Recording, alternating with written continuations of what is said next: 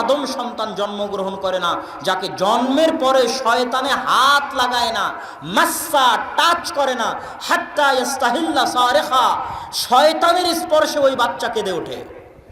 ইল্লা মারিয়াম ও ইবনু, তবে মারিয়াম এবং তার সন্তান ঈসার গায়ে শয়তান টাচ করেনি। রাসূল সাল্লাল্লাহু আলাইহি সাল্লামের হাদিস। রাসূল সাল্লাল্লাহু আলাইহি ওয়াসাল্লাম বলছেন, এগুলো প্রায় আবু হুরায়রা রাদিয়াল্লাহু তাআলা আনহু থেকে বর্ণিত, বুখারী মুসলিমের হাদিস, যে এমন কোন আদম সন্তান নেই, প্রত্যেক আদম সন্তান লাহু কারিনান, তার দুইটা বন্ধু আছে, কারিনুম মিনাল মালায়েকা ওয়া কারিনুম মিনাশ শাইতান, একটা ফেরেশতা বন্ধু, একটা শয়তান বন্ধু। অন্তরে যত খারাপ কথা জাগ্রত হয় প্রত্যেকটা কথা শয়তান বন্ধুতে দেয়, আর যত ভালো কথা জাগ্রত হয় প্রত্যেকটা কথা ফেরেশতা বন্ধুতে দেয়। তাহলে আমাদের প্রত্যেকের সাথে সব সময় কয়টা বন্ধু আছে?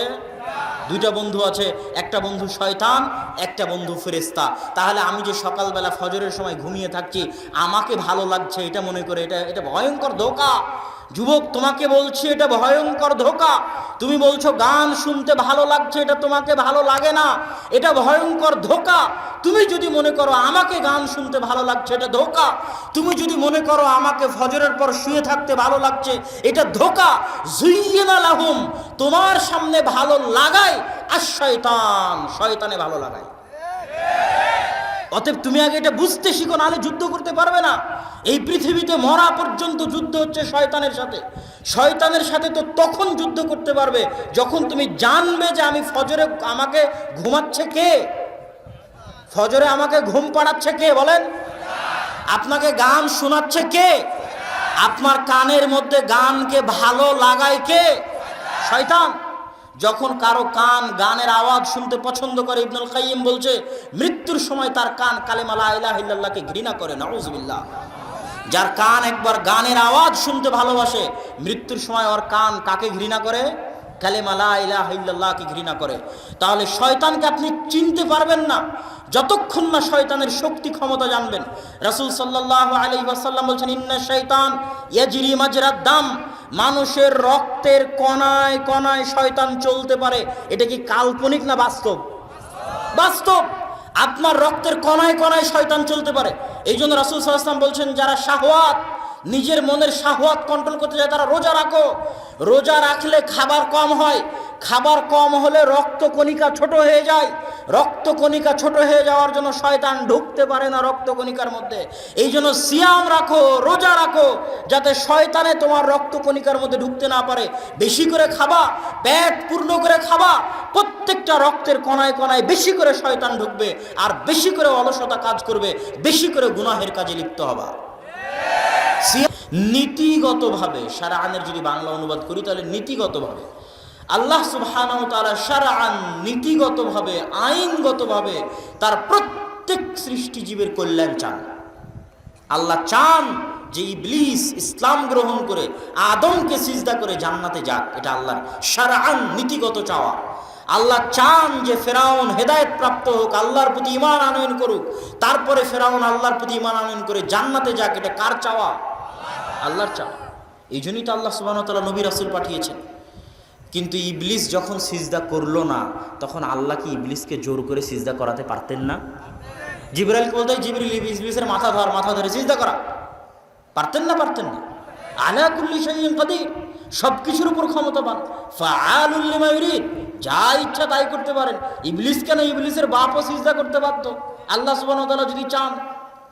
তো আল্লাহ সুবহানাহু ওয়া তাআলা শারআন, নীতিগতভাবে চান ইবলিস হেদায়েত প্রাপ্ত হোক। কিন্তু ইবলিস যখন সিজদা করেনি, তখন আল্লাহ জোর করে ইবলিসকে সিজদা করায়নি। তো ইবলিসের বাপের ক্ষমতা ছিল সিজদা না করে টিকে থাকার। আল্লাহ যদি অনুমতি না দেয়, আল্লাহ যদি পারমিশন না দেয়, তো আল্লাহ সুবহানাহু ওয়া তাআলা তাকে জোর করে সিজদা করাননি, তাকে ধ্বংস করেননি, তাকে টিকিয়ে রেখেছেন। এটা ইবলিসের বাপের ক্ষমতা নয়, এটা আল্লাহ সুবহানাহু ওয়া তাআলা তাকে ছাড় দিয়েছে, তাই এটাও আল্লাহর একটা ইচ্ছা। তো তেমনি ভাবে আল্লাহ সুবহানাহু ওয়া তাআলা চান যে আপনি হেদায়েত প্রাপ্ত হয়ে 5 ওয়াক্ত সালাত আদায় করেন, গান বাজনা না শুনেন, টিভি সিনেমা অশ্লীল দৃশ্য না দেখেন। এটা আল্লাহর চাওয়া।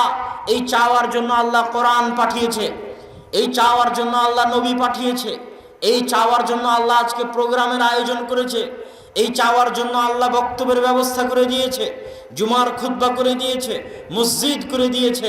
এত কিছু করে দেওয়ার পরও যখন আপনি গান শোনেন, আপনার কান কি বধির হয়ে যায়? কি কথা বলেন না যে কান বধির হয়? কিন্তু আল্লাহ চাইলে বধির করতে পারেন না? পারেন না? তোকে গান শুনতে দিব না, কেমনে শুনিস দেখি? পারেন বধির করতে। আপনি যখন অশ্লীল দৃশ্য দেখেন, আপনার চোখ কি অন্ধ হয়? হয় না। আল্লাহ চাইলে অন্ধ করতে পারে না? পারে না? পারে। তাহলে আল্লাহ শারআন চাচ্ছেন আপনি না দেখেন, কিন্তু যখন আপনি দেখছেন তখন আল্লাহ বাধাও দেয় না। তো ওই যে আল্লাহ বাধা দিচ্ছেন না, এটাও আল্লাহ সুবহানাহু ওয়া তাআলার একটা ইচ্ছা, একটা পারমিশন, একটা ছাড়। না হলে আপনার বাপের ক্ষমতা ছিল না যে আপনি দেখেন। ওই চোখও আল্লাহর দেওয়া, ওই কানও আল্লাহর দেওয়া। বুঝাতে পারিনি মনে হয়? তাহলে মানুষ যে গুনাহ করে, এই গুনাহ মানুষ স্বেচ্ছায় করে, কিন্তু স্বেচ্ছায় করার মধ্যেও আল্লাহর ছাড় থাকে, আল্লাহর দেওয়া ক্ষমতা থাকে, আল্লাহর দেওয়া পাওয়ার থাকে, আল্লাহর দেওয়া সকল কিছু ব্যবহার করে মানুষ গুনাহ করে, আল্লাহ বাধা দেন না। কিন্তু আল্লাহ ওটা চানো না যে মানুষ গুনাহ করে, আল্লাহ শারআন চান যে মানুষ হেদায়েত প্রাপ্ত হোক। তো এটাই হচ্ছে আল্লাহ সুবহানাহু তাআলার মানুষকে হেদায়েতে নিয়ে আসার যে অনুবাদটা করলাম, সেটার উপরে যে প্রশ্ন উত্থাপন হতে পারে সেটার সংক্ষিপ্ত ব্যাখ্যা। ওয়া নাশহাদু আল্লা ইলাহা ইল্লাল্লাহ, আর আমরা সাক্ষ্য দিচ্ছি আল্লাহ ব্যতীত সত্যিকার কোনো মাবুদ নেই। ওয়া নাশহাদু আন্না মুহাম্মাদান আবদুহু ওয়া রাসূলুহু, আর আমরা সাক্ষ্য দিচ্ছি মুহাম্মদ সাল্লাল্লাহু আলাইহি ওয়াসাল্লাম আল্লাহর বান্দা এবং তার রাসূল। তো প্রথম সাক্ষ্য দিলাম যে আল্লাহ ব্যতীত ইবাদতের যোগ্য কেউ নাই। ইলাহ মানে কিসের যোগ্য? ইলাহ মানে কিসের যোগ্য? ইবাদতের যোগ্য। ইলাহ মানে ইবাদতের যোগ্য। লা ইলাহা ইল্লাল্লাহ, আল্লাহ ব্যতীত ইবাদতের যোগ্য, কারো কাছে হাত তুলে দোয়া করতে হবে এই চাওয়ার যোগ্য, কারো সামনে সিজদা করতে হবে এই সিজদা পাওয়ার যোগ্য, বিপদে পড়ে কাউকে ডাকতে হবে এই ডাক পাওয়ার একমাত্র শুধুই শুধু অনলি অন কে হক রাখে? আপনি যদি আপনার সারা জীবনে একটা সিজদা দিতে চান, ওই একটা সিজদার পরিপূর্ণ হক কে রাখে? আল্লাহ সুবহানাহু ওয়া তাআলা। এটাই হচ্ছে উলুহিয়ত। উলুহিয়তে আল্লাহ সুবহানাহু ওয়া তাআলার একত্ববাদ। আমরা যারা ক্ষমতার নেশায় থাকি, তারা ক্ষমতার দখল করতে গিয়ে আল্লাহর উলুহিয়তে কম্প্রোমাইজ করেছি। আল্লাহর 100% একত্ববাদে ছাড় দিয়েছি।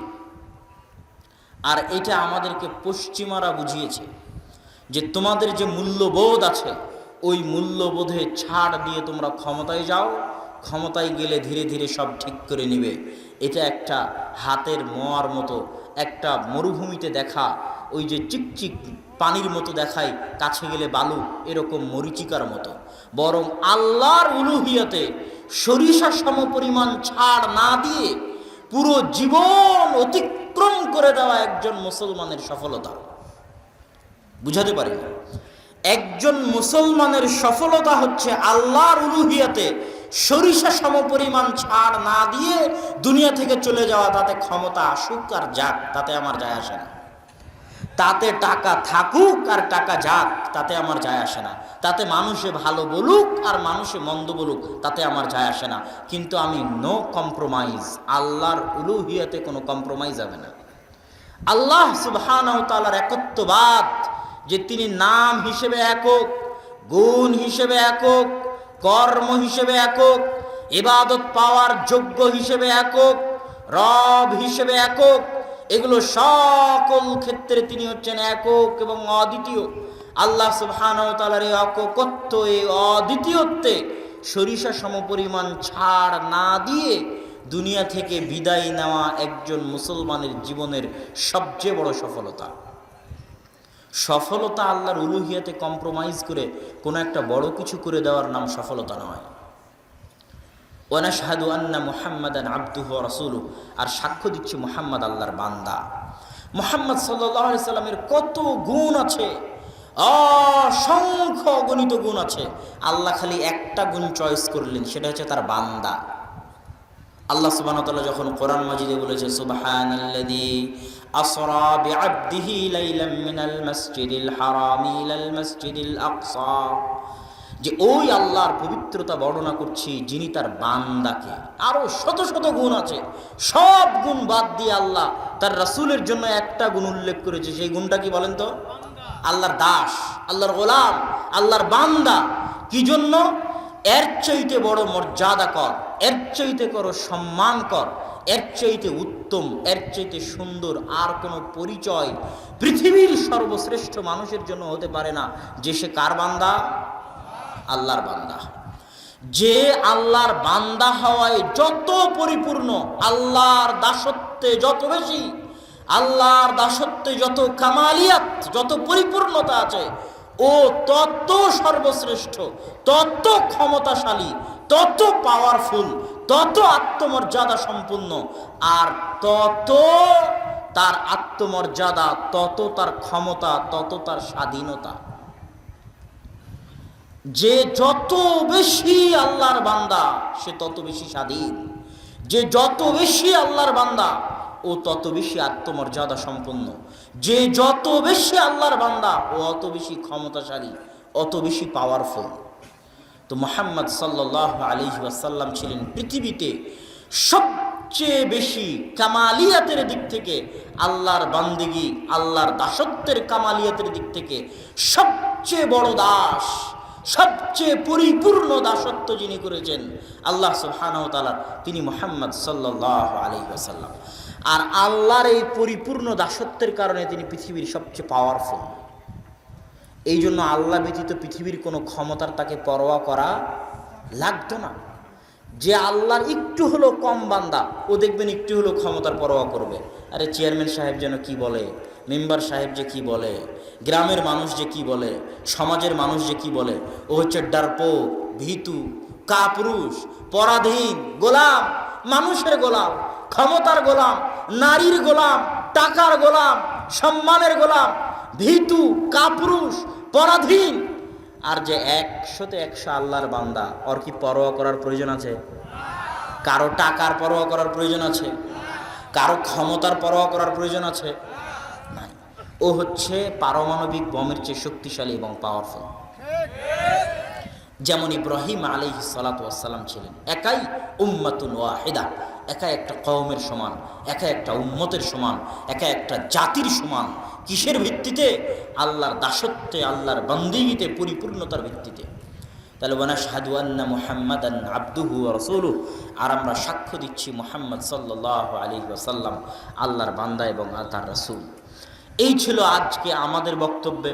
আরও হাজারো বক্তব্যে যে হামদ এবং সানা পাঠ করা হয়, সেই হামদ এবং সানার অতি সংক্ষিপ্ত ব্যাখ্যা। এই হামদ এবং সানার উপরেই যদি বক্তব্য দেওয়া হয় তো 2 ঘন্টা পার হয়ে যাবে। অন্য অনেক বক্তব্যের চাইতে অনেক ভালো এবং সুন্দর, মানুষের জন্য শিক্ষণীয় হবে। কেন ওই কথাটুকু তো আল্লাহ রাসূল আরবিতে বলতেন, মানুষের শিখার জন্যই তো, নাকি না? না শিখার জন্য বলতেন? এমনি একটা জিকির পাঠ করে চলে গেলাম এরকম কিছু নাকি? এরকম কিছু নয়। তারা আরবেরা আরবি বুঝতো, তাদের শিখার জন্যই বলতেন। আলহামদুলিল্লাহি ওয়াহদা ওয়াসসালাতু ওয়াসসালামু আলা মান লা নাবিয়্যা বা'দা নাহমাদুহু ওয়া নাস্তাঈনুহু ওয়া নাস্তাগফিরুহু ওয়া নাউযু বিল্লাহি মিন শুরুরি আনফুসিনা ওয়া মিন সাইয়্যাতি আ'মালিনা মান ইয়াহদিহিল্লাহু ফালা মুদিল্লা লাহু ওয়া মান ইউদ্লিলহু ফালা হাদিয়া লাহু আশহাদু আল লা ইলাহা ইল্লাল্লাহু ওয়াহদাহু লা শারীকা লাহু ওয়া আশহাদু আন্না মুহাম্মাদান আবদুহু ওয়া রাসূলুহু। এটা হচ্ছে পৃথিবীর সর্বশ্রেষ্ঠ বক্তব্য, পৃথিবীর সর্বশ্রেষ্ঠ বক্তব্য। এই বক্তব্য শুনে কবিরাজে ইসলাম গ্রহণ করেছে, অন্য কোনো বক্তব্য দেওয়া লাগেনি। এই বক্তব্যটুকু শুনে ইসলাম গ্রহণ করেছে। আল্লাহু আকবার। তাহলে অবশ্যই এই বক্তব্যের মধ্যে এমন কিছু আছে যেটা মানুষের বুঝার, যেটা মানুষের জানার, যেটা মানুষের অর্জন করার। সম্মানিত উপস্থিতি, আজকে আপনাদের সামনে আমার আলোচনার বক্তব্যের সংক্ষিপ্ত বিষয়বস্তু শয়তানের ষড়যন্ত্রে মানুষ, শয়তানের দাসত্বে মানুষ। এই পৃথিবী সৃষ্টির আল্লাহ সুবহানাহু ওয়া তাআলার যে রহস্য আছে, এই রহস্যের 2টা জিনিস, 2টা সৃষ্টি যদি আমরা ভেদ না করতে পারি তাহলে আমরা হেদায়েত প্রাপ্ত হব না। একটা হচ্ছে মালাইকা ফেরেশতা, আর একটা হচ্ছে শয়তান, জিন শয়তান। এই 2টা সম্পর্কে যদি আমরা না জানি তো আমাদের হেদায়েতের রাস্তা খুঁজে পাওয়া কঠিন আছে। আমি উদাহরণ দিয়ে বুঝার জন্য বলি, হাজারো যুবক আছে যারা মোবাইলে গেম খেলে, এরা হচ্ছে গেমের গোলাম। কিসের গোলাম? গেমের গোলাম। কেউ আছে ফেসবুকের গোলাম, আছে না নাই? ঘুমাতে ঘুমাতে ফেসবুক চালিয়েছে, ঘুম থেকে উঠেও আবার মোবাইল হাতে নিয়েছে, এরা মোবাইলের গোলাম। কি জন্য? মানুষ একটা দিনে আল্লাহ সুবহানাহু ওয়া তাআলাকে যতবার স্মরণ করে তার চেয়ে বেশি, হাজারবার বেশি স্মরণ করে মোবাইলকে। তাহলে কিসের গোলাম হলো? মোবাইলের গোলাম হলো। তো ওই গোলামের মধ্যে আমরা সবাই পড়ে গেছি, আল্লাহুল মুস্তাআন। তো এইরকম যারা মোবাইলে গেম খেলে এরা জানে যে যদি ভিলেন না থাকে, যাকে মারবে, যে শত্রুকে মারবে, তাহলে ওই গেম খেলে মজা নাই। ভিলেন ছাড়া কোনোদিন কোনো গেম জমে না, ভালো হয় না। তো আল্লাহ সুবহানাহু ওয়া তাআলা এই পৃথিবী যখন সৃষ্টি করেন, তো মানুষকে যে সৃষ্টি করলেন, মানুষকে যে জান্নাতে দিবেন, জাহান্নামে দিবেন, তো মানুষকে পথভ্রষ্ট করবে কে? মানুষের শয়তানকে। মানুষকে সহযোগিতা করবে কে? রাস্তা দেখাবে কে? তো হিরো বানালেন নবী রাসূলকে, পবিত্র কোরআনকে, আর নবী রাসূলের কথা এবং বাণীকে। তো মানুষ যদি শয়তান ভিলেন, তার জীবনের সবচেয়ে বড় দুশ্মন, সবচেয়ে বড় শত্রু শয়তান সম্পর্কে না জানে, মানুষ হেদায়েতের রাস্তা খুঁজে পাবে না। পবিত্র কোরআন খুলবেন, সবচেয়ে বড় শত্রু কাকে বলা আছে কোরআনে? ইন্নাশ শাইতানা লাকুম আদুউম মুবিন। নিশ্চয় শয়তান তোমাদের প্রকাশ্য শত্রু, ভয়ঙ্কর শত্রু, ভয়াবহ শত্রু। আমরা যখন বক্তব্য দিতে উঠি তখন রক্ত গরম হয়ে গেলে আমাদের সবচেয়ে বড় শত্রু আমেরিকা, আমাদের সবচেয়ে বড় শত্রু ইসরায়েল, আমাদের সবচেয়ে বড় শত্রু ভারত, আমাদের সবচেয়ে বড় শত্রু অমুক। এই যে রক্ত গরম হয়ে যখন বক্তব্য শুরু হয়ে গেল, তা আমেরিকা ইসরায়েলের সাথে কবে যে দেখা হবে আর কবে যে যুদ্ধ হবে আপনি জানেন? জানেন? ওরকম হাজারো প্রজন্ম দুনিয়া থেকে চলে গেছে, আমেরিকা ইসরায়েলের সাথে যুদ্ধই হয়নি। গেছে না? গেছে না? কিন্তু সকাল থেকে সন্ধ্যা পর্যন্ত আপনার সাথে যে একটা শত্রু আছে 24 ঘন্টা, ওর নাম কি? জোরে বলেন, ওর নাম কি? শয়তান। তো ওকে যদি আপনি না চেনেন তাহলে আপনি হেদায়েতের রাস্তা খুঁজে পাবেন কেমনে? পাবেন না। শয়তানের ষড়যন্ত্র অনেক ভয়ঙ্কর, অনেক ভয়ঙ্কর।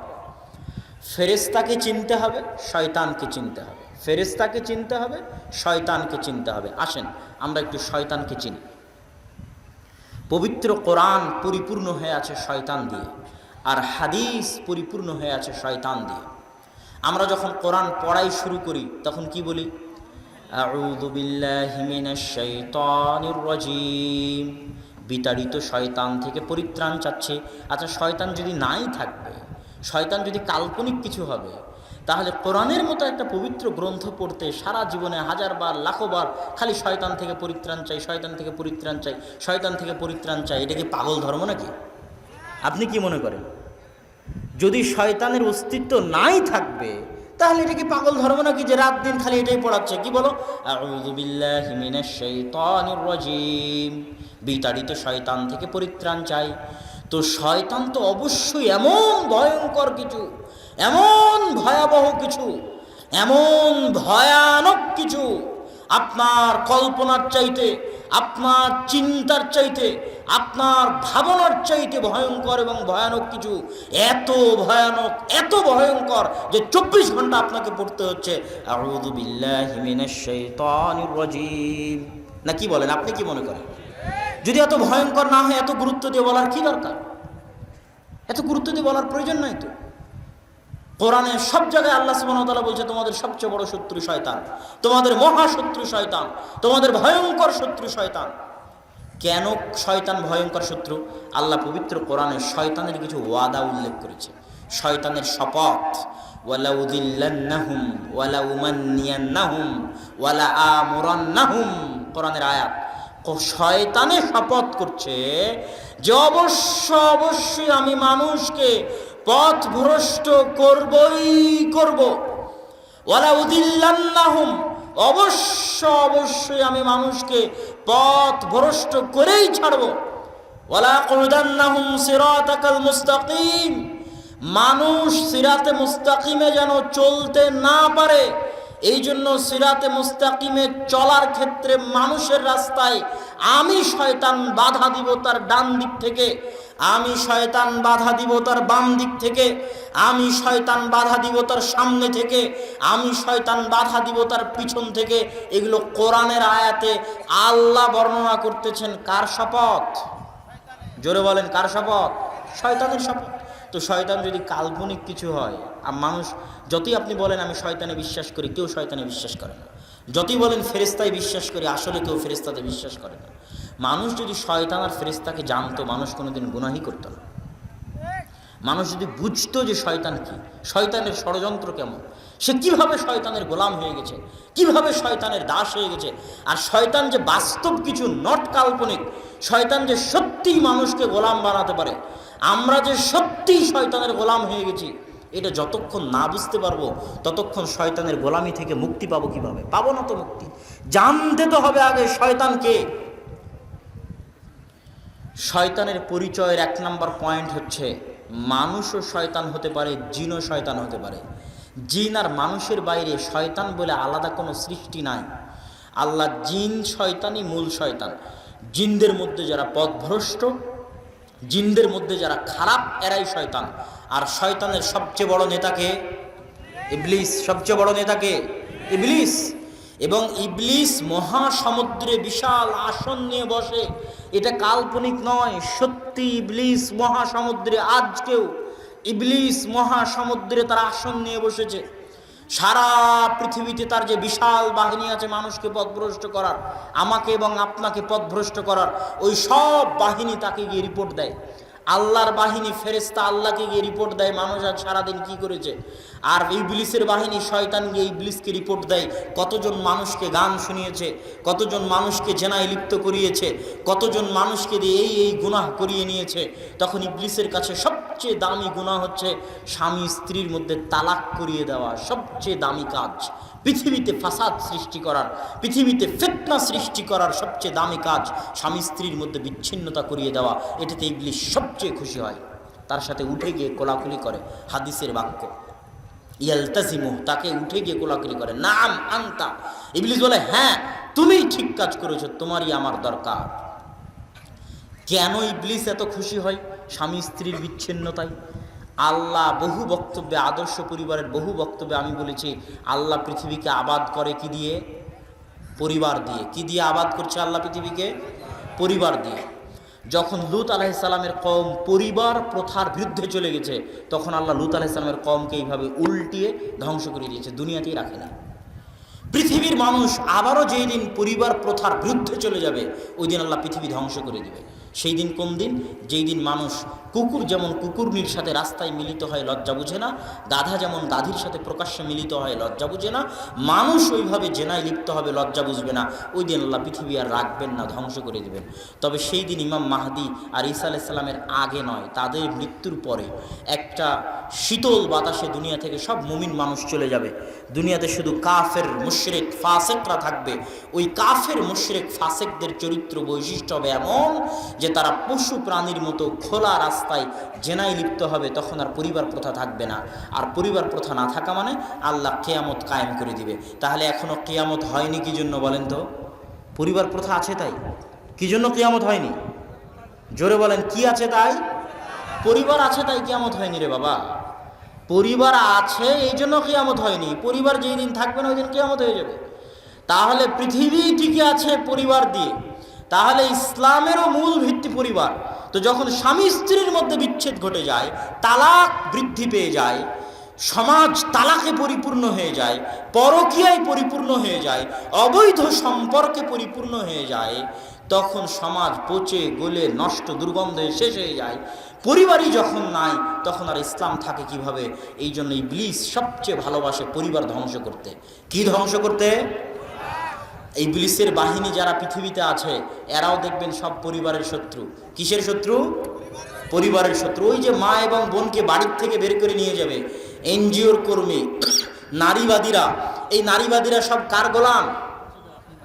ইবলিসের গোলাম। কার গোলাম? শয়তানের গোলাম। এবং কে জানে এদের সাথে শয়তানের কথোপকথন হয়, মিটিং হয়, অস্বাভাবিক কিছু নয়। শয়তানের সাথে তাদের কথোপকথন হতে পারে, শয়তানের সাথে তাদের মিটিং হতে পারে।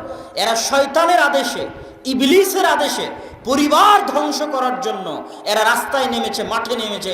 মেয়েদেরকে ঘর থেকে বাইরে বের করে নিয়ে গেলে পরিবার ধ্বংস হয়ে যাবে। এই জন্য ইবলিস সবচেয়ে পছন্দ করে পরিবার ধ্বংস করতে। এই জন্য আজকের পৃথিবীতে দেখবেন যত ইহুদি, যত খ্রিস্টান, যত প্রো জায়নিস্ট, যারা জায়নিজমে বিশ্বাস করে, ইহুদিবাদে বিশ্বাস করে, এবং আজকের আধুনিক যুগের নগ্ন সেকুলারিজম, ব্যক্তি স্বাধীনতায় যারা বিশ্বাস করে যে অমুক স্বাধীন ব্যক্তি, ও যদি চায় সমকামিতা করবে করুক, অমুক স্বাধীন নারী ও যদি চায় জেনায় লিপ্ত হবে হোক, অমুক স্বাধীন নারী ও যদি চায় বেপরদায় চলবে চলুক, তুমি বাধা দেওয়ার কে? এরকম জঘন্য নীতি, জঘন্য বাক্য যারা প্রচার করে, এরা কার গোলাম? শয়তানের গোলাম, ইবলিসের গোলাম। এদের সাথে ইবলিসের মিটিং হয়। কেননা ইবলিস তো সবচেয়ে খুশি হয় কি ধ্বংস করতে পারলে? পরিবার ধ্বংস করতে পারলে। এই জন্য পরিবার ধ্বংসের যত ষড়যন্ত্র আছে, মহিলাদেরকে ঘর থেকে বের করে নিয়ে যাওয়া, মহিলাদেরকে বেপরদায় লিপ্ত হওয়া, জেনা বেভিচার আম করে দেওয়া, সমকামিতাকে আম করে দেওয়া, প্রকাশ্য করে দেওয়া মানবাধিকারের নামে, এগুলো সব হচ্ছে পরিবার ধ্বংস করার মাধ্যম। আর এরা সব শয়তানের নির্দেশে, শয়তানের গোলাম হয়ে এগুলো করে। এদের কাছে শয়তানের পক্ষ থেকে ওহী হয়, মানে শয়তানে এদের কাছে পাঠায় যে এইভাবে লেখো, এইভাবে বলো। এইসব মিডিয়া এগুলো সব হচ্ছে শয়তানের গোলাম। এই জন্য আজকে যে, যদিও এটার বিষয়ে কালকে বিস্তারিত আলোচনা করব, তাও বলি, আজকে রাশিয়ার সাথে যে আমেরিকার যুদ্ধ হচ্ছে, তো রাশিয়ার একজন দার্শনিক আছে আলেকজান্ডার দুগিন, উনি ওনার বইয়ের মধ্যে এই জিনিসগুলো খুব স্পষ্ট করে তুলে ধরেছে যে কিভাবে আমেরিকা এবং ইসরায়েলের প্রো জায়নিজম, যারা জায়নিজমে বিশ্বাস করে, ইহুদিবাদে বিশ্বাস করে, তারা কিভাবে মানবাধিকারের নামে একটা দেশে সংখ্যালঘুদেরকে শক্তিশালী বানিয়ে দেয়, সংখ্যাগরিষ্ঠদেরকে অসহায় করে দেয়। বুঝতে পারেন? সংখ্যালঘুদেরকে শক্তিশালী করে আর সংখ্যাগরিষ্ঠদেরকে অসহায় করে দেয়। অসহায়। আপনি আজকে যদি ভোটের ব্যবস্থা করেন, তো আজকের ভোটে আপনি দেখতে পাবেন যে মানুষ, সংখ্যাগরিষ্ঠ মানুষ ইসলামের পক্ষে, মুসলমানদের পক্ষে, ইসলামী আইন কানুনের পক্ষে, ইসলামী নিয়ম নীতির পক্ষে, কিন্তু কিছু অল্প সংখ্যক মানুষ যারা সংখ্যালঘু, তারা ওটার পক্ষে নয়। ওই সংখ্যালঘু মানুষের মানবাধিকারের নামে, ওই সংখ্যালঘু মানুষের অধিকারের নামে সংখ্যাগরিষ্ঠকে মাজলুম করে দেওয়া হয়েছে সারা পৃথিবীতে। এটাই হচ্ছে ইহুদিদের ভয়ঙ্কর অস্ত্র, যে তারা মানবাধিকারের নামে এই জিনিসটা করে। সমাজে কি চলতেছে, সমাজের কি নিয়ম নীতি, কি কৃষ্টি কালচার দেশের, এগুলো পড়া নয়। অমুক স্বাধীন, প্রত্যেকটা মানুষ ব্যক্তিগতভাবে স্বাধীন, ও যদি এখন উলঙ্গ হয়ে ঘুরে বেড়ায়, তোমাকে উলঙ্গ হয়ে ঘুরে বেড়াতে দিতে হবে, তাতে তোমার কষ্ট লাগলো, এটাই নাকি স্বাধীনতা। বলে রিয়াজ বিল্লাহ, এটা হচ্ছে শয়তানের গোলামি। তো বিস্তারিত এটা কালকে বলবো ইনশাল্লাহ। তো এখান থেকে আমরা আবার ফিরি। শয়তান, শয়তানের দাসত্ব। শয়তান সবচেয়ে পছন্দ করে পরিবার ভেঙে দিতে। এবার শয়তান সম্পর্কে কয়েকটা হাদিস শোনেন। শয়তান সম্পর্কে কয়েকটা হাদিস একের পর এক বলি। রাসূল সাল্লাল্লাহু আলাইহি ওয়াসাল্লাম বলছেন, মা মিন মাউলুদিন ইল্লা ইয়ামাসসুহু শাইতান, এমন কোন আদম সন্তান জন্মগ্রহণ করে না যাকে শয়তানি স্পর্শ করে না। শয়তানের স্পর্শ কাল্পনিক নয়, শয়তানের স্পর্শ মাজাজান, কাল্পনিক রূপক অর্থে নয়, বরং হাকিকাতান শয়তানে হাত লাগায়। মা মিন মাউলুদিন ইল্লা ইয়ামাসসুহু শাইতান, এমন কোন আদম সন্তান জন্মগ্রহণ করে না যাকে জন্মের পরে শয়তানে হাত লাগায় না, মাসসা টাচ করে না, হাত্তা ইস্তাহিল্লা সারিখা, শয়তানের স্পর্শে ওই বাচ্চা কেঁদে ওঠে। ইল্লা মারিয়াম ওয়া ইবনু, তবে মারিয়াম এবং তার সন্তান ঈসার গায়ে শয়তান টাচ করেনি। রাসূল সাল্লাল্লাহু আলাইহি সাল্লামের হাদিস। রাসূল সাল্লাল্লাহু আলাইহি ওয়াসাল্লাম বলছেন, এগুলো প্রায় আবু হুরায়রা রাদিয়াল্লাহু তাআলা আনহু থেকে বর্ণিত, বুখারী মুসলিমের হাদিস, যে এমন কোন আদম সন্তান নেই, প্রত্যেক আদম সন্তান লাহু কারিনান, তার দুইটা বন্ধু আছে, কারিনুম মিনাল মালায়েকা ওয়া কারিনুম মিনাশ শাইতান, একটা ফেরেশতা বন্ধু, একটা শয়তান বন্ধু। অন্তরে যত খারাপ কথা জাগ্রত হয়, প্রত্যেকটা কথা শয়তান বন্ধুতে দেয়, আর যত ভালো কথা জাগ্রত হয়, প্রত্যেকটা কথা ফেরেশতা বন্ধুতে দেয়। তাহলে আমাদের প্রত্যেকের সাথে সব সময় কয়টা বন্ধু আছে? দুইটা বন্ধু আছে, একটা বন্ধু শয়তান, একটা বন্ধু ফেরেশতা। তাহলে আমি যে সকালবেলা ফজরের সময় ঘুমিয়ে থাকছি, আমাকে ভালো লাগছে এটা মনে করে, এটা ভয়ঙ্কর ধোঁকা। যুবক, তোমাকে বলছি এটা ভয়ঙ্কর ধোঁকা। তুমি বলছো গান শুনতে ভালো লাগছে, এটা তোমাকে ভালো লাগে না, এটা ভয়ঙ্কর ধোঁকা। তুমি যদি মনে করো আমাকে গান শুনতে ভালো লাগছে, এটা ধোঁকা। তুমি যদি মনে করো আমাকে ফজরের পর শুয়ে থাকতে ভালো লাগছে, এটা ধোঁকা। যুইয়িনা লাহুম, তোমার সামনে ভালো লাগায় আর শয়তান, শয়তানে ভালো লাগায়। অতএব তুমি আগে এটা বুঝতে শিখো, নাহলে যুদ্ধ করতে পারবে না। এই পৃথিবীতে মরা পর্যন্ত যুদ্ধ হচ্ছে শয়তানের সাথে। শয়তানের সাথে তো তখন যুদ্ধ করতে পারবে যখন তুমি জানবে যে আমি ফজরে আমাকে ঘুমাচ্ছে কে, ফজরে আমাকে ঘুম পাড়াচ্ছে কে বলেন, আপনাকে গান শোনাচ্ছে কে, আপনার কানের মধ্যে গানকে ভালো লাগায় কে, শয়তান। যখন কারো কান গানের আওয়াজ শুনতে পছন্দ করে, ইবনুল কাইয়িম বলছে মৃত্যুর সময় তার কান কালেমা লা ইলাহা ইল্লাল্লাহকে ঘৃণা করে, নাউযুবিল্লাহ। যার কান একবার গানের আওয়াজ শুনতে ভালোবাসে, মৃত্যুর সময় ওর কান কাকে ঘৃণা করে, কালেমা লা ইলাহা ইল্লাল্লাহকে ঘৃণা করে। তাহলে শয়তানকে আপনি চিনতে পারবেন না যতক্ষণ না শয়তানের শক্তি ক্ষমতা জানবেন। রাসূল সাল্লাল্লাহু আলাইহি ওয়াসাল্লাম বলছেন ইন্না শাইতান ইয়াজরি মাজরাদ দাম, মানুষের রক্তের কণায় কণায় শয়তান চলতে পারে। এটা কি কাল্পনিক না বাস্তব? বাস্তব। আপনার রক্তের কণায় কণায় শয়তান চলতে পারে। এই জন্য রাসূল সাল্লাল্লাহু আলাইহি ওয়াসাল্লাম বলছেন যারা শাহওয়াত, নিজের মনের শাহওয়াত কন্ট্রোল করতে যায়, তারা রোজা রাখো। রোজা রাখলে খাবার কম হয়, খাবার কম হলে রক্তকণিকা ছোট হয়ে যায়, রক্তকণিকা ছোট হয়ে যাওয়ার জন্য শয়তান ঢুকতে পারে না রক্তকণিকার মধ্যে। এই জন্য সিয়াম রাখো, রোজা রাখো, যাতে শয়তানে তোমার রক্তকণিকার মধ্যে ঢুকতে না পারে। বেশি করে খাবা, পেট পূর্ণ করে খাবা, প্রত্যেকটা রক্তের কণায় কণায় বেশি করে শয়তান ঢুকবে, আর বেশি করে অলসতা কাজ করবে, বেশি করে গুনাহের কাজে লিপ্ত হবা। সিয়াম থাকো, না খেয়ে থাকো, রক্তকণিকা বন্ধ হয়ে যাবে শয়তানের জন্য। এগুলো কাল্পনিক কথা না, এগুলো বাস্তব কথা। আপনাকে পথভ্রষ্ট করায়, আপনাকে নষ্ট করে, আপনাকে ধ্বংস করে, আমাকে এবং আপনাকে ধ্বংস করে আমাদের চিরন্তন শত্রু, আমাদের জানি মানি শত্রু, আমাদের জীবনের শত্রু, মরণের শত্রু ইবলিস এবং তার বাহিনী।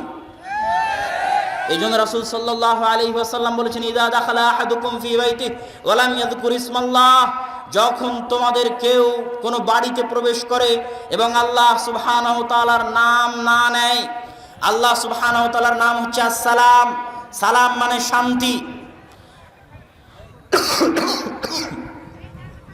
আল্লাহ সুবহানাহু ওয়া তাআলার নাম হচ্ছে আসসালাম, সালাম মানে শান্তি।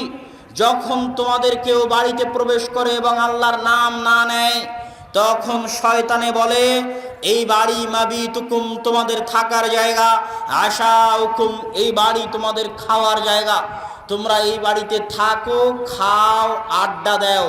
এটাকে আপনি মনে করছেন কাল্পনিক না বাস্তব বলেন তো? আপনার বাড়িতে যদি আপনি সালাম দিয়ে না ঢুকেন, ওই বাড়িতে কে আড্ডা দেয়? ওই বাড়িতে কে খায়? শয়তান খায়।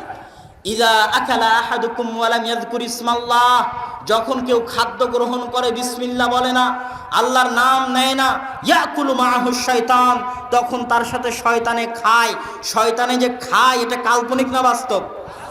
বাস্তবে শয়তানে খায়, সত্যি শয়তানে খায়। যখন তোমাদের কেউ ডান হাতে না খেয়ে বাম হাতে খায়, ইয়াকুলু মাআহু শাইতান, তার সাথে শয়তানে খায়। যখন তোমাদের কেউ বাথরুমে প্রবেশ করে, আল্লাহুম্মা ইন্নী আউযু বিকা মিনাল খুবুসি ওয়াল খাবাইস, এই দোয়া পড়ে না, তখন শয়তান তার লজ্জা স্থানে দৃষ্টি দেয়। শয়তান যে আমাদের লজ্জা স্থান দেখে, এই দোয়া না পড়লে এটা কাল্পনিক না বাস্তব? বাস্তব। আপনি যখন স্ত্রীর কাছে যান, মিলনে যান, তখন যদি আপনি শয়তানের পরিত্রাণ থেকে বাঁচার দোয়া না করেন, তাহলে শয়তান ওখানে উপস্থিত থাকে, দেখে, আনন্দ নেয়, মজা নেয়। এগুলো বাস্তব। এই জন্য ইসলামের প্রত্যেকটা হুকুম, প্রত্যেকটা আহকাম খালি শয়তান থেকে বাঁচার জন্য। আরে বাড়িতে ঢোকার সময় সালাম দিবা কেন? শয়তান থেকে বাঁচতে। খাওয়ার সময় বিসমিল্লাহ বলবা কেন? শয়তান থেকে বাঁচতে। দরজা বন্ধ করার সময় বিসমিল্লাহ বলবা কেন? শয়তান থেকে বাঁচতে। খাওয়া বাড়ি থেকে বের হওয়ার সময় দোয়া পড়বা কেন? শয়তান থেকে বাঁচতে। বাথরুমে প্রবেশের সময় দোয়া পড়বা কেন? শয়তান থেকে বাঁচতে। শয়তান থেকে বাঁচো মানুষ। শয়তান থেকে যদি বাঁচতে না পারো, নিজের ইহকাল নিজের পরকাল শয়তান ধ্বংস করে দিবে। অতএব হে মানুষ, হে যুবক, আজকের বক্তব্যের সারমর্ম হিসেবে বলতে চাই, ইন্নাশ শাইতানা লাকুম আদুউম মুবিন, শয়তানের সাথে জিহাদ করা শিখো, শয়তানের সাথে যুদ্ধ করা শিখো। শয়তানের সাথে সবচেয়ে বড় জিহাদ, সবচেয়ে বড় যুদ্ধ হচ্ছে 5 ওয়াক্ত সালাতে মসজিদে যাওয়া। এটা সবচেয়ে বড় যুদ্ধ, সবচেয়ে বড় জিহাদ। শয়তান এই জায়গায় সবচেয়ে বাধা দিবে, সবচেয়ে আটকাবে। 5 ওয়াক্ত সালাতে মসজিদে নিয়ে যেতে সবচেয়ে বাধা দিবে, সবচেয়ে আটকাবে। আর এটাই হচ্ছে শয়তানের বিরুদ্ধে সবচেয়ে বড় যুদ্ধ। এই যুদ্ধে যদি কেউ টিকে যায়, এই যুদ্ধে যদি কেউ জয়ী হয়ে যায়, 5 ওয়াক্ত সালাতে মসজিদে যায়, শয়তানের সাথে যুদ্ধ করে, শয়তানের সাথে লড়াই করে, তাহলে অন্য গুনাহ থেকে বেঁচে থাকা তার জন্য সহজ হবে। ও শয়তানের উপর গালেব, শয়তানের উপর কাবু হয়ে যাবে, শয়তানের উপর ক্ষমতাবান হয়ে যাবে। আর যখন এই জিহাদে পরাজিত হয়ে যাবে, তখন ও নিজে শয়তানের গোলাম হয়ে যাবে, ও তখন শয়তানের দাস হয়ে যাবে। সকাল সন্ধ্যে তখন ও শয়তানের কথায় উঠবে, শয়তানের কথায় বসবে। ওর অন্তর তখন কার কন্ট্রোলে? কার কন্ট্রোলে অন্তর?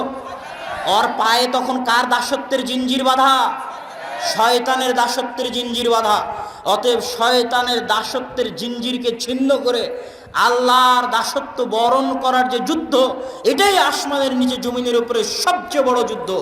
আর এই যারা টাকার কারণে ইমান বিক্রি করে দেয়, টাকার কারণে দিন বিক্রি করে দেয়, টাকার কারণে দাড়ি বিক্রি করে দেয়, টাকার কারণে টাকনুর নিচে প্যান্ট পরা বিক্রি করে দেয়, সমাজের কারণে সকল প্রকার শিরক, বেদাত এবং ইসলাম বিরোধী নীতি নৈতিকতার সাথে আপোষ করে, আর এগুলো প্রত্যেকটাই হচ্ছে শয়তানের দাসত্বের এক একটা পর্ব, এক একটা পর্যায়। সুতরাং আজকের বক্তব্যের আমি শেষের দিকে চলে আসি। শয়তানের দাসত্ব থেকে যদি আমরা বাঁচতে চাই, তাহলে যেমন 5 ওয়াক্ত সালাত আদায় করতে হবে, ঠিক তেমন পবিত্র কোরআন তেলাওয়াত করতে হবে। পবিত্র কোরআন আপনাকে শয়তানের দাসত্ব থেকে বাঁচাতে পারে, শয়তানের কবল থেকে আপনাকে উদ্ধার করতে পারে। শয়তান খুব শক্তিশালী এরকমও নয়, শয়তান অনেক দুর্বল। শয়তানের দুর্বলতার কথা বলতে গিয়ে মুহাদ্দিসগণ বলেছেন, শয়তান কেমন দুর্বল? ওমরের মতো মানুষের ঈমান এত শক্তিশালী, এত পাওয়ারফুল, আর শয়তান এত দুর্বল যে ওমর যে রাস্তা দিয়ে হাঁটে ওই রাস্তা দিয়ে শয়তান হাঁটে না। তো ব্যাখ্যায় মুহাদ্দিসগণ লিখছেন, হাল হাদা খাসুন লিউমর, এটা কি শুধু ওমরের সাথে খাস যে শয়তান ওমরকে দেখে ভয় পাবে? বলছেন না, এটা শুধু ওমরের সাথে খাস নয়। ওই রকম ব্যক্তিত্ববান, ওই রকম তাকওয়াওয়ালা, ওই রকম পরহেজগারওয়ালা, ওই রকম ঈমানওয়ালা, ওই রকম অন্তর শক্তিশালী, নিজের অন্তরের উপর কন্ট্রোল আছে, কাবু আছে, 5 ওয়াক্ত সালাতে মসজিদে যেতে পারে এরকম কাবু আছে, তাহাজ্জুদের সালাত আদায় করতে পারে এরকম কন্ট্রোল আছে, শক্তিশালী আত্মমর্যাদা, আত্মসম্মান আছে, শক্তিশালী ব্যক্তিত্ব আছে, এরকম মানুষকে দেখো শয়তান ভয় পায়। এই জন্য দেখবেন যতজনকে জিনে ধরে এরা সব জাইফুন নফস, দুর্বল আত্মার অধিকারী। যাদেরকে জিনে ধরে এরা হচ্ছে জাইফুন নফস। কেন? শয়তান মানুষের উপর তখনই প্রাধান্য পায় যখন হয় মানুষ খুব রাগান্বিত থাকে, আর না হয় মানুষ খুব ভীত থাকে। এই দুটোর বাইরে কিন্তু শয়তান মানুষের মধ্যে ঢুকতে পারবে না, মানে পরিপূর্ণ কন্ট্রোল করতে পারে না। হয় খুব রাগান্বিত, খুব রাগান্বিত হলেও শয়তানের জন্য সহজ হয় ঢুকে যাওয়া, খুব ভীত হলেও শয়তানের জন্য সহজ হয় ঢুকে যাওয়া। তো যাদের জাইফুন নফস, ব্যক্তিত্ব দুর্বল, আত্মমর্যাদা দুর্বল, আত্মসম্মান দুর্বল, এদেরকে দেখে শয়তান জীবনে ভয় পায় না, শয়তান এদেরকে গোলাম বানিয়ে ফেলে। আর যাদের আত্মমর্যাদা মজবুত, যাদের সালাত মজবুত, সিয়াম মজবুত, ইবাদত মজবুত, আল্লাহর সাথে সম্পর্ক মজবুত, শয়তান এদেরকে দেখে ভয় পায়। সম্মানিত উপস্থিতি, বক্তব্যের শেষের দিকে চলে এসেছে। দান, দান এমন একটি ইবাদত যেটার ক্ষেত্রে আমি শুধু একটাই আয়াত পড়ি, সেটা হচ্ছে মিম্মা রাযাকনাহুম ইউনফিকুন। আল্লাহ সুবহানাহু ওয়া তাআলা আমাদেরকে বলেনি যে আমাদের টাকা আমাদেরকে দান করতে হবে, এটা আল্লাহ সুবহানাহু ওয়া তাআলা বলেননি। আল্লাহ সুবহানাহু ওয়া তাআলা কোরআনেও বলেননি মানুষ তোমাদের টাকা দান করো, হাদিসেও আল্লাহ বলেননি মানুষ তোমাদের ধন সম্পদ দান করো। তো আপনি আশ্চর্য হবেন ভেবে, আমার ধন সম্পদ দান না করলে কার দান করব? আমার টাকা দান না করলে কারটা দান করব? কথা আসলে এটা নয়। আল্লাহ বলছেন মিম্মা রাযাকনাহুম ইউনফিকুন, আপনার পকেটে যদি 100 টাকা থাকে ওইটা আমি আল্লাহ রিজিক হিসেবে দিয়েছি। তুমি যদি 100 বিঘা সম্পত্তির মালিক হয়ে থাকো, রাযাকনাহুম, আমি আল্লাহ রিজিক হিসেবে দিয়েছি, আল্লাহ এটা আপনার সম্পদ। কোথাও বলেনি, সব জায়গায় আল্লাহ বলেছে আমার দেওয়া রিজিক। তো আপনি আল্লাহর দেওয়া রিজিক আল্লাহর রাস্তায় দান করবেন, তার জন্য আল্লাহ আপনাকে নেকি দিবে। আল্লাহু আকবার। কত বড় ফজিলত দেখেন, টাকা আপনার নয়, আল্লাহই দিল, আল্লাহরই দেওয়া টাকা। এখন আল্লাহরই দেওয়া টাকা আপনি আল্লাহকে ফেরত দিচ্ছেন, তার জন্য নাকি আল্লাহ আপনাকে নেকি দিবে।